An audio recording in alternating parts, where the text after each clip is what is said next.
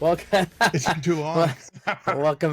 welcome to a new episode, finally, of Neck Above the Head with Nick and Neck above the Steve. head. Wow, We're back. it's been a while.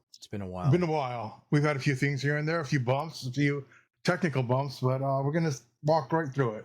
So today we're going to work on the movie Galaxy Quest. We're going to talk about it. Which is a terrific movie. And if you haven't seen it, this will be an excellent primer for you, where we're going to teach you the ins and outs, but we're not going to give you any spoilers necessarily. And it's a parody. Right, yeah. It's a parody of Star Trek. Star Trek parody. It's very clear. Star Trek was always more scientific and very much more in the line with reality, with air quotes. This movie kind of bucked that trend a little bit, to no more an extent than Star Trek did. So that's the fun part. Keynotes here that we always start with. It released in December on Christmas Day of 1999. Dean Parisot was the director. Dean Parisot, is that Parisot, right? Yeah, Parisot. So he did Bill and Ted Face the Music, Red 2, Reading Rainbow, Northern Exposure, the original series. A lot of stuff. Did you like Bill and Ted? I did. I did. I liked it, but not as much as the other two. But it was still good. Yeah. Yeah. Well, you're missing some key elements. Yeah. I was just gonna say that you don't have some key elements, i.e., George Carlin. Yeah. So, not perfect. But you can't run away in time. I love the concept, and I love that it was almost like crowdfunded at the beginning. Just to determine interest. I thought it was great. Maybe it's nostalgia. Who knows? I don't know. It's good to see them back though together. Last one I saw in the theaters, dude, I was like, dude, 91? I think 92, right? I'm trying to think of what Alex Winter has done since then. I saw him in a Knock Me Down video for the Red Hot Chili Peppers, and he actually had a short-lived comedy video on MTV. Yes, on MTV. Which was Idiot TV. I'm pretty sure that was it. And there was one sketch that I still remember was like the Grateful Dead versus the Wu-Tang Clan, and it was on a football field, and it was like Jerry Garcia with an acoustic guitar, and he just got tackled by a bunch. Which is hilarious. But like that's that was one of the only thing that I remember from that, but from him, he kind of dropped off, dude. I don't know if you remember, he was one of the original Lost Boys. Well, in the Lost Boys. Oh shit! Yeah, that's true. He had a curly mullet then. Well, awesome. Yeah, right. Alex Winter, good. That movie was awesome, but then it had some parts like the guy playing saxophone on the beach, all oiled up. The muscle dude, he was. What's that about? He was in a bunch of. He was a bunch of Tina Turner videos, from what I recall from my. Yeah, like he, I did not know that. Especially from the the Mad Max Thunderdome stuff. Like he was involved in a lot of that. Just probably for visuals. I think he was actually in the movie too. Just again for visuals. Wow. He was super jacked and he played a saxophone, which nobody does, but and he's doing good. It's Joel Schumacher. If it's not Careless Whisper, I could care less about saxophone. This is the way. That's a good song. Dude, I don't know if you know this or not, but great song. I used to play sax. Do you know that? I used to play trumpet. So there we go. I played trumpet also. Wow, good for you, dude. Back when I was little. Yeah. Same clef. Depending on your sax, if you played, if you played alto or tenor, you would be in the same clef. But if you played bass saxophone, which was a giant monstrosity, It's like the bass bassoon. It's like, dude, like you can't even stand up. I don't know how they brought that to football games or whatever. But I don't know either. Is that a woodwind instrument? I think it is, right? The bassoon is. The saxophone is a reed instrument, which is brass, but with a reed mouthpiece. Why do I know that? I just forgot my mom's birthday. I don't know. Oh, did you? I did now. I did now. I don't remember. I have a very limited cognitive capacity, and I get like that too sometimes. So far, I just shat on that. So there we are. It was like Bud Bundy once said about his sister. What was her name on the show? Kelly. He's like, Kelly's like a shot glass of information. She gets information in there, then you pour some more in there, and that information was there spills out. So it's you lose it. That's pretty much where I'm at in my life. Yeah, I'm there kind of too, dude. But I go back to stories when I was younger, and I'll like reminisce with friends. Like, you remember a lot. I'm like, yeah, well, ask me what I was doing 10 minutes ago. Right. I'm like, I don't know what I had for lunch. I got nothing. That's where we're at. That's our age. That's what happens, man. That's what happens. Hey, it happens. But we remember movies, and damn good movies. Dude, we first saw this together when we were roomies. Yeah, that's true. Jeez. Yeah, awesome. What was that? 2000. It was in the aughts. Clearly. All right. So it was released in 1999. So we probably had it on video. You got to remember that streaming stuff didn't pop up. Well, ever, because there was no streaming. Yeah, no. But you had to wait for the digital release. This one definitely. This is the VHS that we watched, if you remember. I'm not sure. Well, you may be right. My girlfriend at the time left it there for us to watch. Stephanie, remember Stephanie? No. Yeah, tall, blonde. Yeah. Me, stupid. I don't get anything. Nah, it doesn't matter. But again, you're probably right. So, like, 1999 clearly would line up with what you're saying for a VHS release. But remember, I went to Nobody Beats the Wiz and bought the Dolby Vision DVD player in 2003. I don't think we were living together then. I know, but I still had it. So like I was in the one before that. The first DVD I got was The Matrix 1. And, so like I had a Columbia House subscription, but not for CDs, but for DVDs. And then I had a Costco subscription, which maybe for 2 years, and I would buy blank DVD spindles and movies. So I got like the Stanley Kubrick, Jaws, Shining, the key movies that he had, the box set. But there were always limitations. It was we're not in Dolby, we're not in my God. Anyway, we're living in a great time right now for audio and video presentation. Yeah, back then, you really had to look at the back of the movies to figure out. I always did, man. The VHS. Me too. Looking closely. You really had to pay attention. It was the sound was the first thing to go.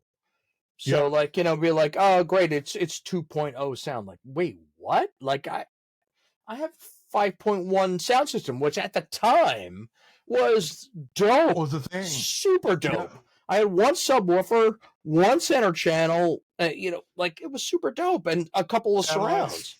Yep. That was super dope. I had a fucking shit. Oh my God. An Iowa I Hear You system from Nobody Beats the Wiz again in my bedroom, which was super dope. Center, 2 bookshelves, 2 surrounds. Yeah. And I remember watching like David Lynch's Dune, the new Dune, and it was like all around me. I'm like, this is the greatest thing I've ever heard. Yeah. Well, turns out that was these days it's hot garbage. But back then that was cutting edge. Edge. But again, you always had to look at the source material. So like You have to look at the bottom on the my, fine print. my original Shining is like 2.0, so it's like center and maybe a fake split, and it's not. Today I watched The Shining last week on my home system, and it was like, now I get it. You hear the blood all around you. There's many myriad things that you miss if you don't Those have sound a good effects. sound. Yeah. Yeah. Oh yeah. Dude, I have a zombie game, World War Z. You remember from the Brad Pitt movie? Oh yeah. And dude, and I was playing it, and I kind of stopped playing it because it was creeping me the hell out. Because I surround sound, and you hear like. Do you remember me playing that Alien versus Predator game in the kitchen back in the day? And like you would come in, and I would have we had a linoleum floor, and my chair would be like, oh shit, I'd be all over the kitchen, with the wireless mouse on a PC. Those days that was cutting edge. Now it's like, wow, this looks like crap. It looks like looks like Halo 1, which I always thought looked like a bunch of triangles. But you didn't like Halo 1, huh? It sucked. I mean, it looked like crap. Like I'm fighting a bunch of triangles. Like, wow, look out, polygons. Like, and I get it looked, for me, it looked like it looked well. You played PC games a lot, so yeah, I was probably ahead of that. Yeah, because I was still at N64, and then I mean, GameCube. I was always Sega, Xbox. That was my focus, and like they always looked to me better. I never thought Nintendo looked good. I never the original Halo, I think, looked like crap, and I get shit for that all the time. But like, man, I thought it looked like crap. I don't know. The Nintendo games that they make for their system, made by Nintendo, are usually pretty good quality, but it's all the aftermarket ones that come in. Oh yeah, kind of a little questionable. Yeah, I mean, dude, they look like they look like they're supposed to. Yeah. Dude, we got sidetracked a lot. We do this a lot. Well, you think? Wow, yeah. We have talked about like maybe 30 seconds of Galaxy Quest. Galaxy Quest. Oh my God. Is that what we're talking about? Yeah, go figure. Okay. Yeah, I know. All right, so it grossed a worldwide of 90.7 million, which was double the original budget of 45. The opening weekend was 7 million. 90% tomato meter, which is great. 79% audience popcorn meter. I'm surprised it was a more, Well, I mean, you got to look at opening weekend. Christmas. Word of mouth. It seems like that would be awesome, but there was probably a lot of competition. I did not catch what the competition was, but I'm sure it was a lot. Christmas, everybody pumps that out. They really had a trouble with their rating. It was going to be rated R. But they cut back all the A lot of it was language based. Some of it was violence based, and a lot of that is still available on the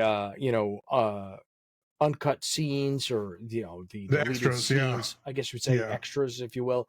But one of the clearer things is Sigourney Weaver when they're crossing the chompers, and she's like, screw that. But if you look at her lips, she's like, fuck that. So like that is hilarious, and like it was very clear. It's so obvious. Time. It really, you can see they changed it. I mean, I think they do that for a reason.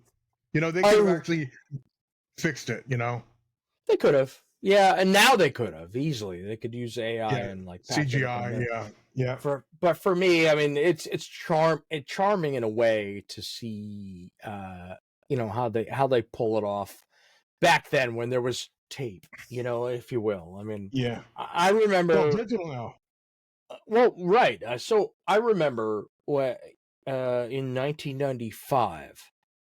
I recorded a demo in New York City with my band at the time, the Headspins, and one of the tasks that I had in the middle of the day was to go find a CDR disc. I found one at B&H Photo for how much? $125 for That is one. crazy.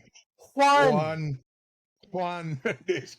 So, like, you know, this, you got to remember, this is back in the day. There was no streaming. There was AOL chat rooms, and that's it. So, like, you know, digital editing was very far away. You know, maybe, you know, Jurassic Park did the best job. You know, they did a great job. Besides the Star Wars movies, which are a whole other bag, which really set the stage for where we are now. But yeah, oh my God, like the Jurassic Park was remarkable, but that was probably 10 years after what I'm talking about, you know? So, dude, like, the thing about Jurassic Park, you can compare it to some movies out today, and Jurassic Park just buries it. You know, they're just like, they still look great. They still hold up. right. I think it's the quality of the CGI, and a lot and of the that care that went into it. Yeah, I mean, like, but it's also quality of acting. Like, if you have a terrible actor or actress, you can't save that turd. You can't. And the performances in Jurassic Park were universally very well done, and that counts a lot for the believability factor. To me, one of my favorite scenes from that, and Paul Mucci, he says it was his favorite too. That's one big pile of shit. No, that's one big pile of shit. Yeah, remember that? Right. I do. Yeah, and then Ellie sticks her hand in it. You know, oh my God. Oh yeah, Terrible. Yeah, terrible. Dude, are we talking? What are we talking about again? I don't What are know. you talking about, Willis? Space. The Final Frontier. Space. Oh wait, it was Galaxy Quest. Okay, great. Galaxy Quest, yeah. So, yes. Well, here's some news that's still current. There's been talk of a Galaxy Quest sequel or TV series for years. Series, yeah. For years. And 2014, Tim Allen kind of gave a note that something was going to happen, but then Alan Rickman died, which was, man, what a legend that guy is. Legend, dude. I just, it's, here we are, it's November 23rd. I just put up my Nakatomi Plaza advent calendar where Hans Gruber falls and tells you what day it is in December. It's magic, but that's my belief in Alan Rickman. The guy's a legend. Dude, great bad guy, right? Like great in Die Hard, great in Robin Hood, great in Harry Potter, but he was a good guy. Like, there's a lot of really, interesting stuff. The Die Hard thing, I think, really established me with him, but like a lot of, there's so much. His body of work is imposing. Dogma, where he was like the disillusioned angel.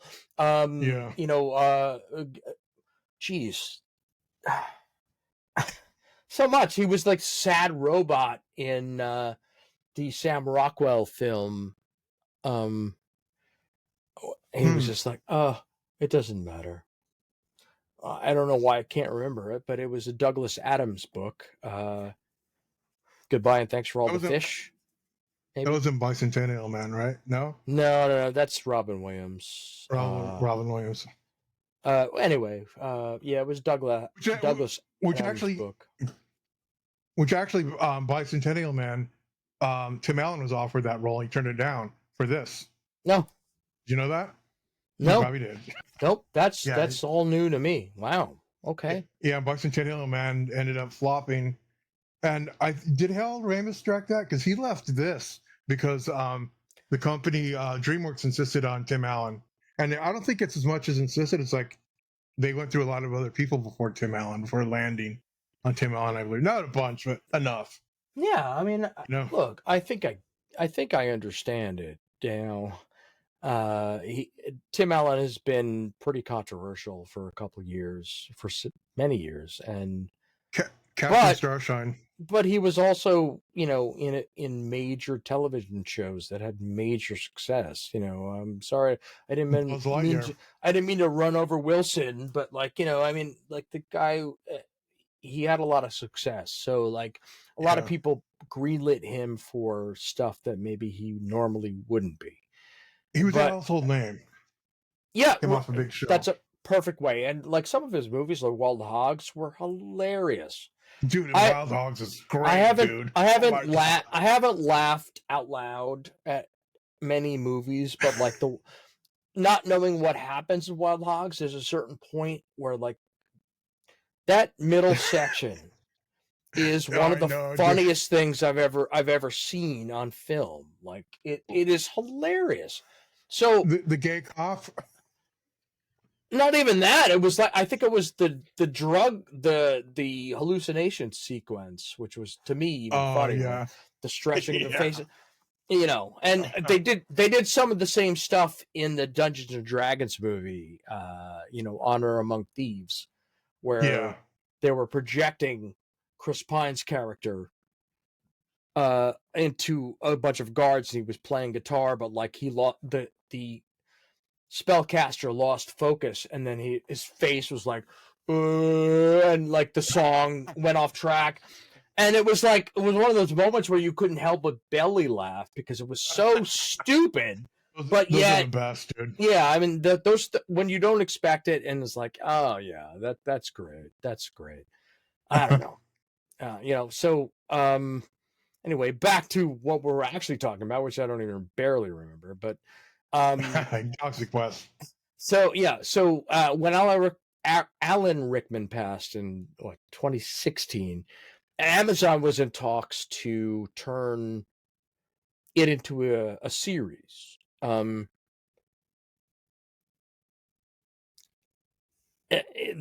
know, it just wouldn't have worked, and Amazon. Well, because they were like, how do you fill him? You know, Sam Rockwell was like, what are we doing? So they didn't give up on the project, but they hired Paul Scheer, who's very, very funny, to bring in his own material. But like, that's basically dead on arrival at this point, which is a sad. So they don't know. I think it's all up in there still, right? Anything? Yeah, it's up in the air. There's really nothing. Nothing. They should have done something right away. Is what they should have done. Yeah, I mean, letting it linger. I mean, you could put out how many 25 or 30 year anniversary, you know, box sets you want, but you know, you have one property in your arsenal. You're not going to have longevity. You're basically going to just roll on nostalgia only, and that's sad because this is an excellent film. It's an excellent film. In fact, it is. It's ranked as the 7th greatest Star Trek movie of all time. That is awesome. I love that. Amongst Trekkers. So, like, I mean, honestly, they actually voted on the matter in 2013 in Vegas at one of the big cons. And where did it place on the 7th out of? I mean, think about how many Trek movies there have been. I mean, there's a billion, and we're not counting TV series or anything. Oh, yeah. God. So I mean, so many great films. Ricardo Montalban. I mean, you know, you can go through the stars left to right. Borg stuff. I mean, it's my God. I mean, it's excellent. But like, for this to rank 7th, that's amazing. From something that's not even the series, it's not even the property. So, like, you know, you have to give him credit. So, one of some other interesting things. The aspect ratio changes. If you've ever watched the movie closely, which I know Nick and I have, and maybe some of you have not. Is the first 20 minutes are in a different aspect ratio than the rest of the film. So it's 1.85 to 1, and then it blows out to 23.5 to 1 when the spaceship lands on Thermia. So like it's like everything seems to go, you know, in a way without, I don't know how to describe it without making that sound. it's that Wizard of Oz effect. Yeah, where everything turns color. Oh, that's an excellent way to put it. Yeah, that's genius. totally correct. It was just one of those things like, oh, black and white to color. Like, basically, that's what happened. And you're like, suddenly you see the world in a different light, I guess was their point. Like Pleasantville. Yes. Oh, perfect. Yeah. So there's a lot of fun little things that Paramount put into this release. The Protectors number was NTE 3120, which is not the Enterprise. So like a lot of people miss that, NTE. Why would it be that? But like, again, like Star Trek, there's a lot of like, subtle things that happen that they don't necessarily tell about. Another notable point, Rainn Wilson from The Office, this was his first feature film. First, yep. He was one of the aliens, and he's very clearly visible, which is hilarious. It is funny. Actually, he was in a lot of the deleted stuff, which they re-released now, where we are in the timeline. But like, he was in a lot of stuff. His only credit before that was on One Life to Live, the soap opera. Oh my god! God! Did you watch it? Have you seen no it? Shit! No, I don't know. I don't watch that either. No, I have work to do. I have a band. I have a job. Yeah, no, I'm not gonna be sifting through One Life to Live reruns. Water. Maybe drink water. Maybe I'll eat food. Beyond that, I was like ridiculous. Eat the water, drink the food, maybe something like that. Maybe TP. I love it. Okay. I love the Swedish. I love it. Oh, so apparently I'm doing the Swedish thing. We talked about Splash earlier, which was, the giant John Candy. I have a 12-inch penis. Yeah. Penis. And apparently it's very close to the American penis. It goes, penis. Penis. They get pat on the back. Good job. And it was like, okay, well, he speaks Swedish. Yeah, so good. Many of your most fine smut comes from Sweden. So I pick you learn a thing or two. The more you know. The more you know. The more you, I guess. Yeah, little star shine. So okay. Some other related news, somewhat without related to Swedish smut, is another feature film debut was Justin Long. So this was his first major role. He's always been in a comedy troupe, but that was his first feature film. And he beat out some people that were already established. And one that I can't think of his name right now. He was in the American Werewolf in Paris. Oh, the I can't second think of one? his name. Yeah. I got nothing. That actor, he was the main actor in that. Anyway, he beat him out. But I thought he looked a little too old for that. But anyway, Justin Long did a great job of portraying the kind of beaten down kind of nerd who's just accepted that he's a nerd and he has his friends and the set. I mean, they cast him as a Trekkie nerd, which was it worked, and they underline that, but like the scenes were like you got to take out the garbage and like he's running out in the middle. I thought it was a terrific casting. He did a great job, and so did his co-stars in that role because they all show up again, guiding the starship in with the fireworks. It was great with the Roman candles. Yeah, that scene where what's his name?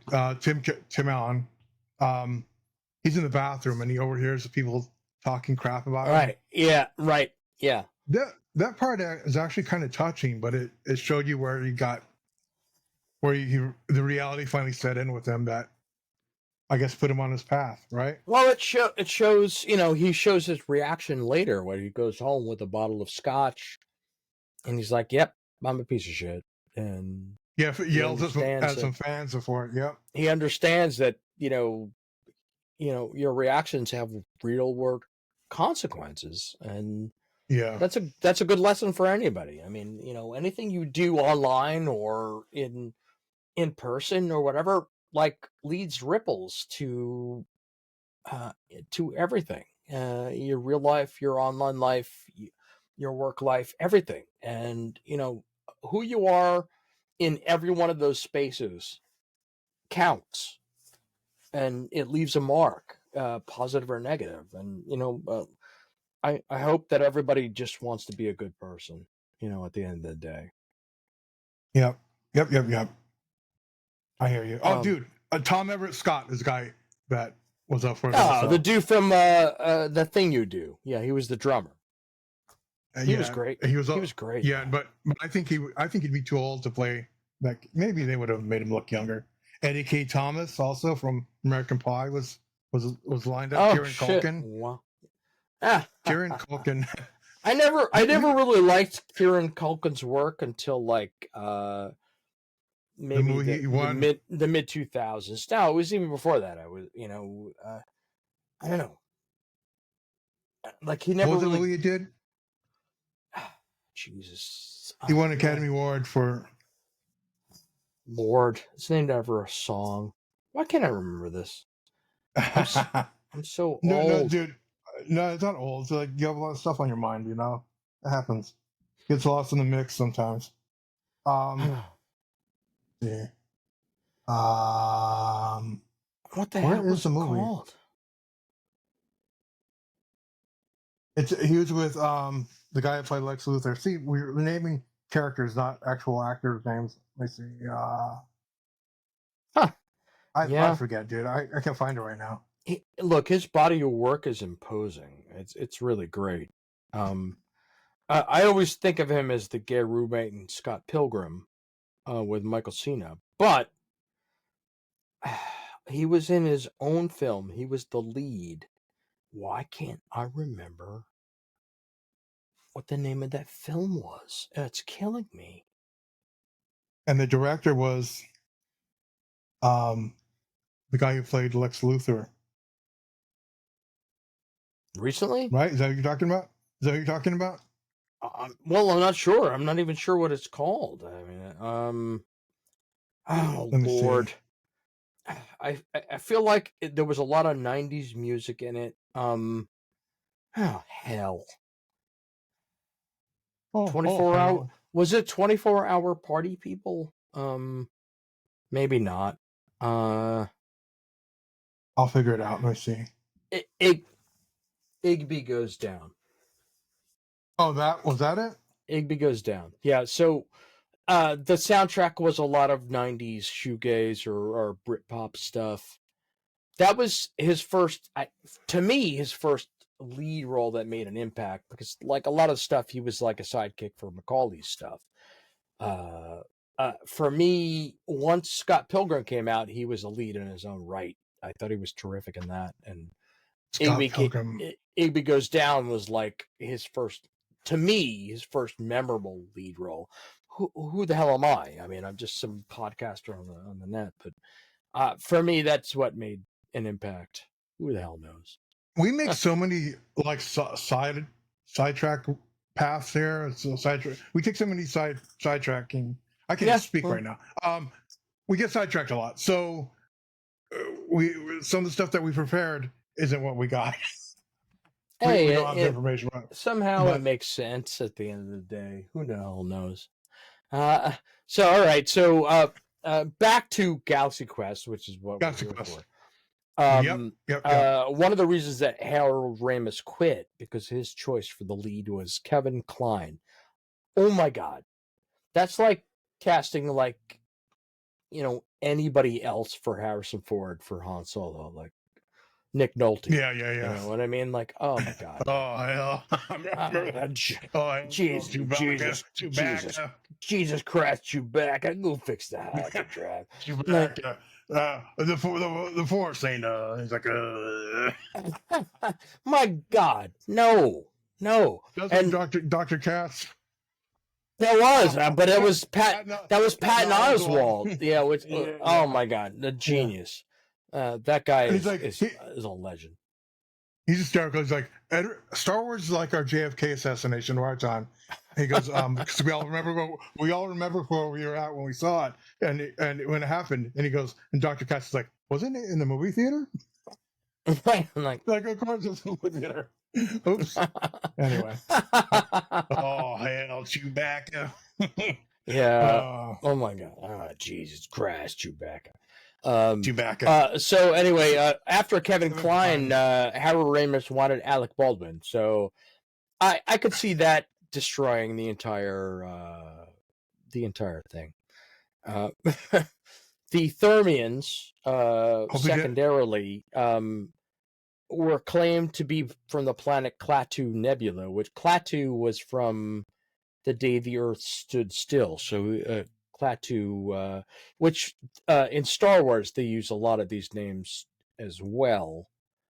Klaatu was also in Army Darkness, Narata, right? I think it was Klaatu Narata Nikto. That was the Necronomicon words that open up the book. So yes, yes. Which so all of those three words were also races in Star Wars. I'm not going to point out which they are, but that would take too much time. But there's a lot of Beastie Boys songs too.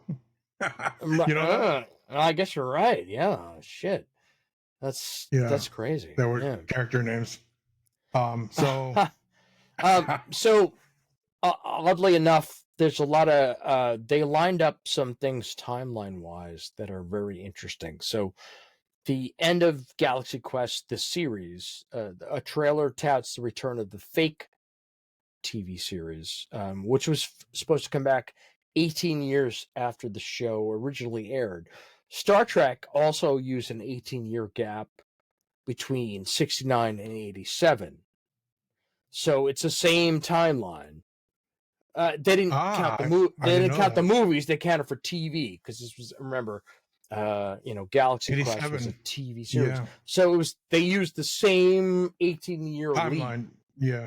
To grab it. And I thought, it's little things like this that are like maybe Comic-Con, people that appreciate that stuff is just so cool. It's thought out. Right. It's a nugget somebody, it's an homage. You're right. Homage. You're absolutely right. That's a perfect way to put it.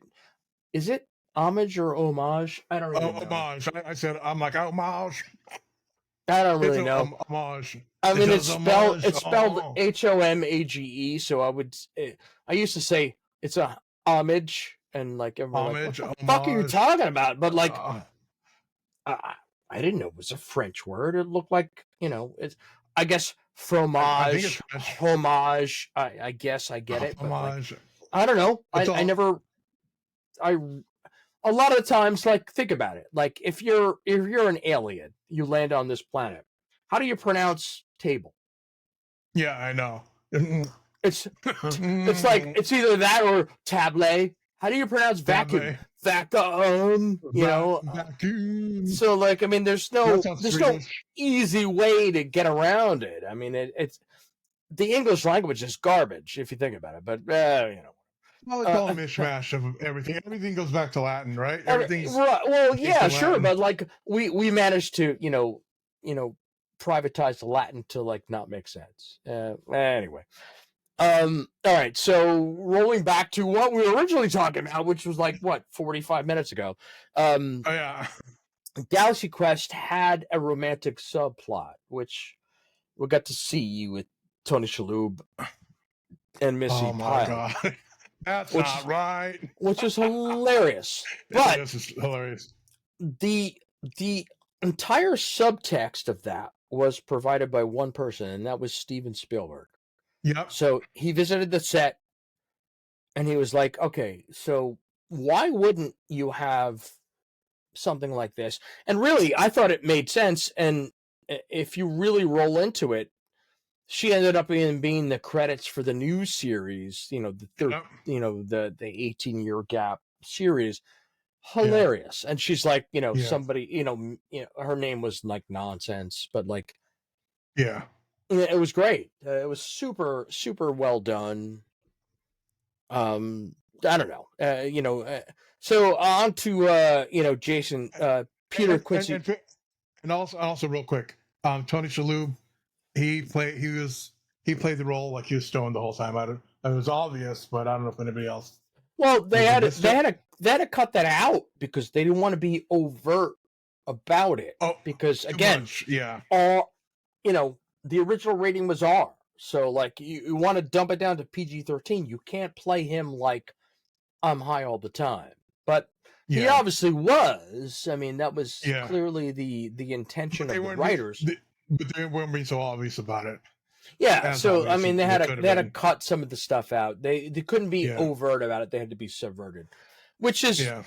ended up playing very well to me. Sometimes that makes the movie better, and it's a cross shoot. When he walks out of the sludge where he gets teleported for the first time, he's just like, oh, that like something. Everybody else is screaming, and he's like, oh, yeah, it's great. He pulls up his tie, like, yeah, it's great. One of the few things that a lot of people don't necessarily connect the dots to is, Tim Allen, for better or worse, is the captain, Jason Nesmith. But everybody assumes that he's kind of rolling in his role to William Shatner, which to me never really connected. I never actually said, Taggart equals Shatner, and I never believed that they were trying to make a connection, and it turns out they were not. That's what I thought. But there were certain things that people connected, like there's that role that he does when he's fighting the rock monster. Yeah. His shirt comes off. His his way with women, but he really was like more with Yul Brynner in the Ten Commandments versus William Shatner. So complete left field. Nothing worked. None of the connections that any of us made actually really connected to what Tim Allen was trying to do, which is noble. I mean, good for him. I mean, I think Shatner would be a low hanging fruit. I agree. Any comedian, look at any comedian who does a Shatner bit, and he does that stilted, voice. That's low hanging fruit, and the womenizing. Get that? Yeah, that's so easy. It's easy. It's simple. It's like lowest common denominator. So, good for him for not being obvious. And maybe some of the stuff was, but a lot of it is nonverbal. So I give him credit. For me, credit's due, man. Yeah, you're right. It could low hanging fruit. Anybody could have done the, but we got it. But he did. He did his own thing. He kept it cool, and he did a good job. He did a good job of maintaining who he's supposed to be without. Right. But people saw the little hints that were there, but it wasn't too much. It wasn't the obvious, of the current behavior. No, totally. But that was actually Shatner. That's the one who actually heard that. When they were talking, I think I mentioned that earlier. When they were talking garbage about him at a con, right? And they tied that right into Peter Taggart, so that makes a lot of sense. Yeah. So outside of the potential for Galaxy Quest to be made into a series or an Amazon series or maybe a sequel movie, J.J. Abrams, the director of the modern Star Trek stuff, paid a lot of attention, and this is actually his favorite Star Trek movie was Galaxy Quest. So you go from 7 to first, in at least a major director's eyes. But there's a lot of creative points that they worked into, and maybe it's not all J.J. Abrams directed, but a lot of it is tied into modern Star Wars versus classic. Enterprise Third Stevens has the Zindus as antagonists, which evolved 6 separate and radically different sentient species with a similar level of development. And the reptilian version were the Zindu reptilian, which look exactly like General Saris. Yes. With spider legs. So, like, there's a lot of stuff that kind of similarities tracks, if you will. Yeah. In the first Star Trek movie by J.J. Abrams, his scene where Kirk and Sulu are free falling and Chekhov transports them home is exactly like what happens in Galaxy Quest, where Nesmith gets saved by Tony Shalhoub. So yeah, it was much. I thought you were going to say Sugar Joe. Saved by Sugar Joe. Oh my God, Sugar Joe. He clearly got saved by Don Knotts in his major role. What? I can do it. Oh my God. Oh my God. Yeah. Flashbacks. Nintendo flashbacks. So anywho. Golden Eye. Fred Kwan, Tony Shalhoub, not Don Knotts. Yeah. So I mean it was clearly one of those things. But after the movie was released and years have passed, 10 years, for me, and think about Sam Rockwell, the movies he's been in, the Marvel series with Iron Man, 3 billboards outside of what's it called? Michigan, outside of somewhere Missouri. Missouri, yeah. I think about the Douglas Adams movie he was in with Alan Rickman as the robot, which I can't remember. Always Bring a Towel. Why can't I remember that? I haven't seen that one, but the Billboard movie's awesome.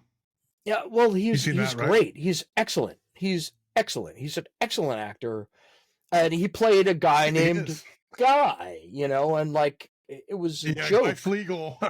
Guy Flegel, but like he was the traditional red shirt that in Star Trek everybody dies. He's wearing a red shirt. He had a red shirt on. He didn't die, but he was sure he was going to.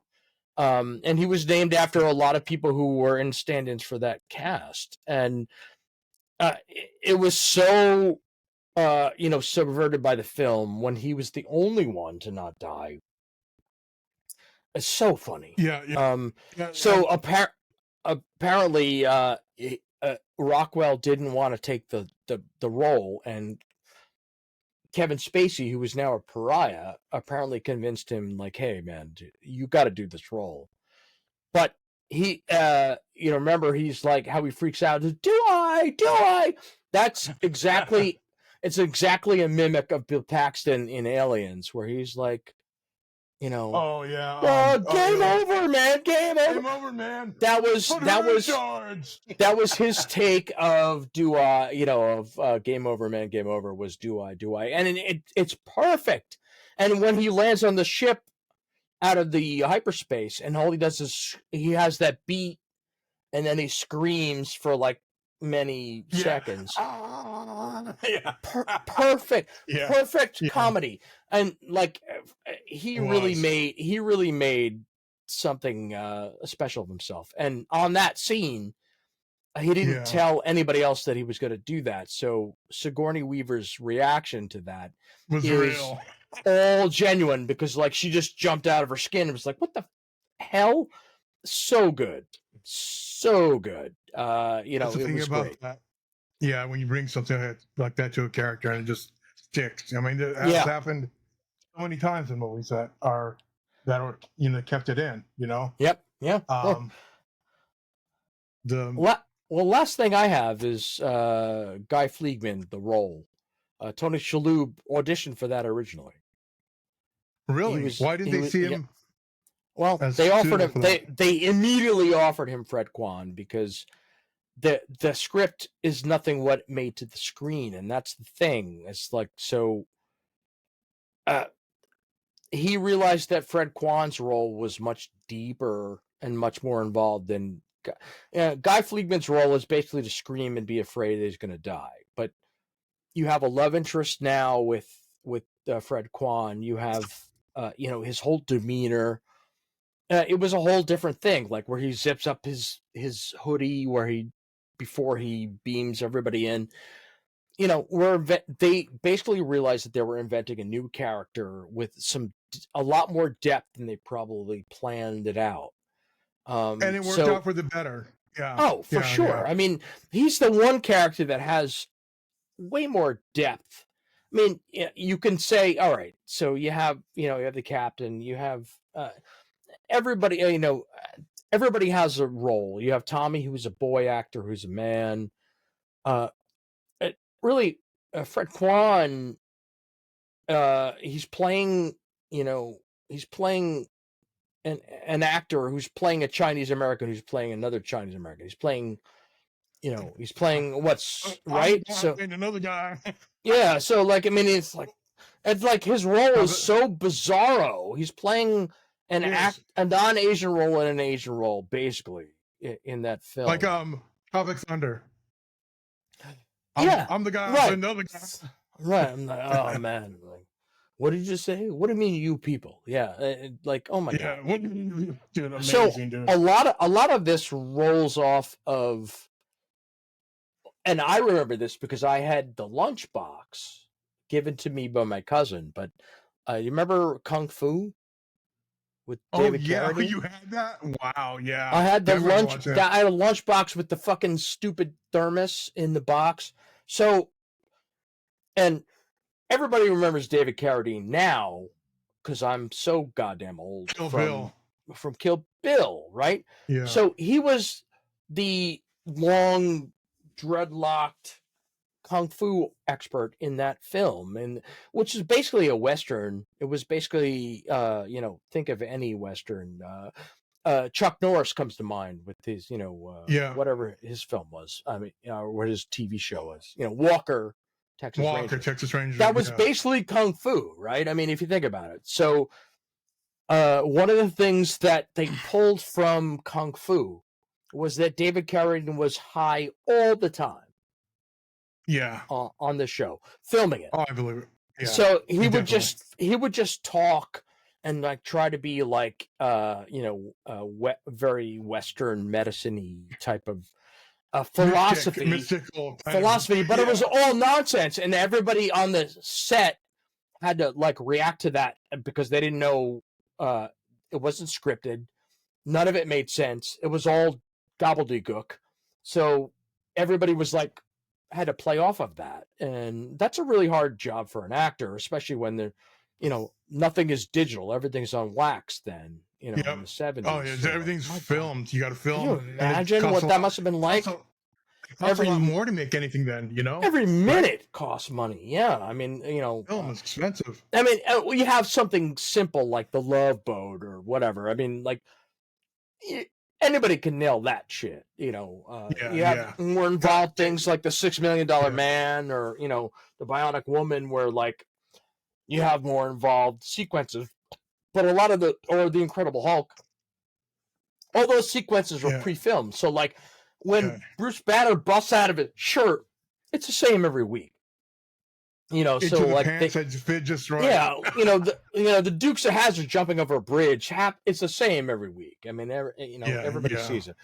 All that bionic stuff was pre-filmed, so they could use it over and over. But like for Carradine, I'm high all the time. I'm just gonna be like, just playing whatever, cool, bunch of nonsense, and everyone's like, "What in the hell? How do I work off of that?" But you're told ahead of time, like. Got to do that. So that was basically Tony Shalhoub's character was based on that. That's cool. And did you know? Here's something about Kung Fu. I don't know if you know this. Bruce Lee actually originally came up with the story. It was his idea. Yep. And the producers were like, we don't know if it's going to track well, so it ended up getting made. Have you ever seen the Bruce Lee story, Dragon? Sure. It's in that they explain it there briefly. Which I just got on. I just got the 4K. I just got the 4K of that movie. Oh, dude, what about your records? You want to show some of your records real quick? Oh boy, save it for next time. So we can save it for next time if you want. Yeah, whatever. Well, I'll just roll it out. The number one I got was you could see it here, Joy Division Substance. Sorry, Joy Division Unknown Pleasures. Okay. That's the famous heart arrhythmia, brainwave type of thing. I don't even know what it is, but man, what a great record. Joy Division. They were Yeah. from the 80s, right? Were they 80s? Early Yeah, 90s. so this was New Order before their singer basically passed away. So this was Wow. in the Okay. 80s. I, They're I on like the New same Order. stage as The Cure, as, the Smiths, in 1983, 82, 81, 80. And on their eve of their first American tour, Ian Curtis ended up, killing him, unaliving himself. Yeah, that's And horrible. but Joy Division turned it in New Order, which is one of the greatest British bands of all time. So it's a bit of a sad story, but they ended up Great, with a success. greatest. Dude, another good one. Duran Duran. They're in concert. It's on. I think Amazon, on Prime.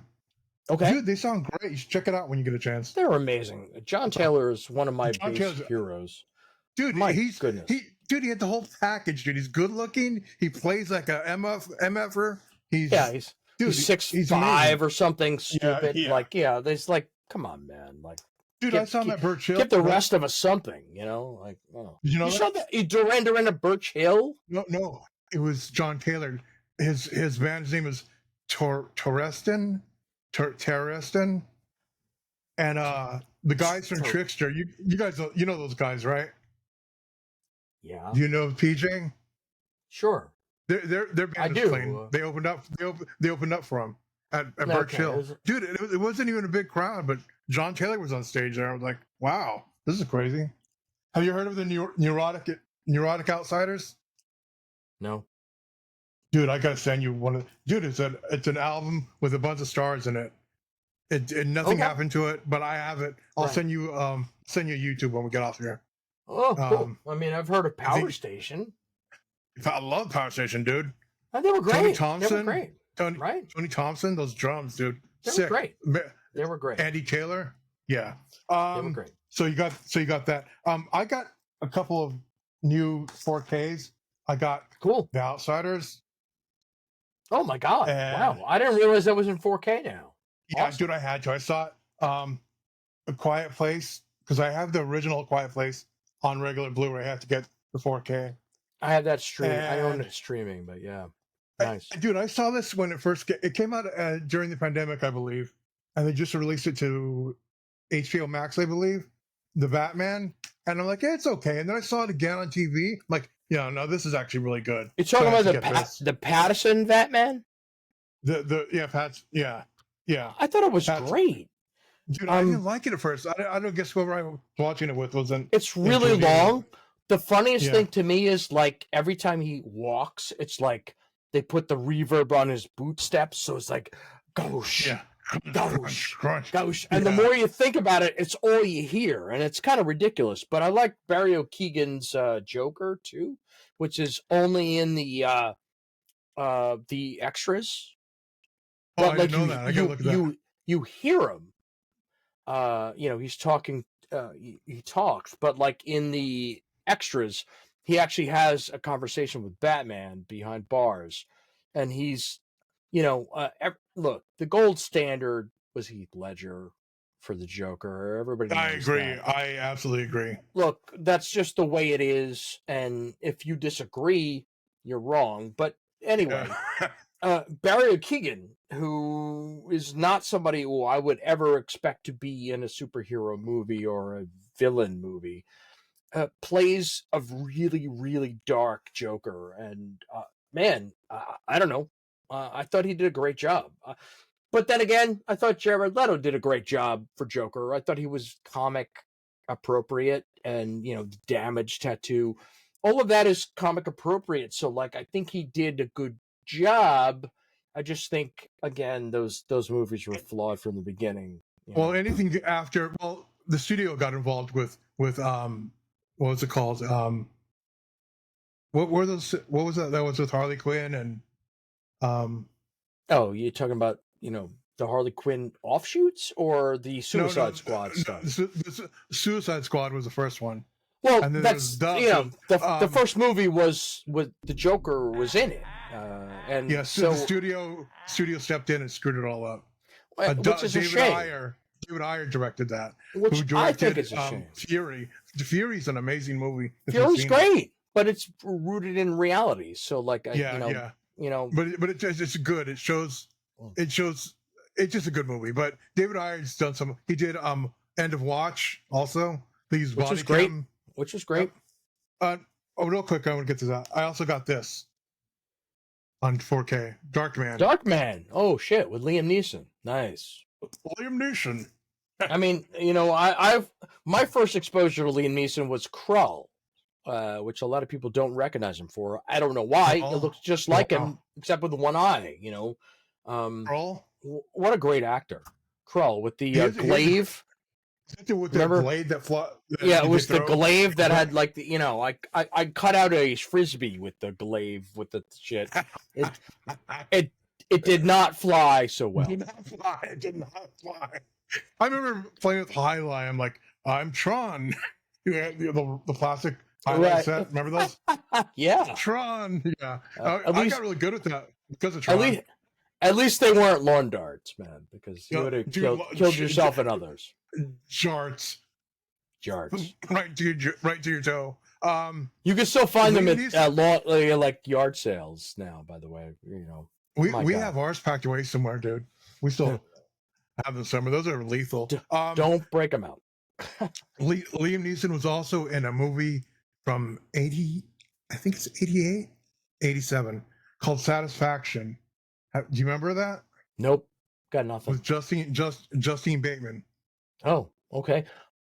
And they're in a van. I mean, all right. Oh, I knew. I was going to say it's a music. It must be a musical thing because I remember her being a band leader or something. But yeah, I never saw it.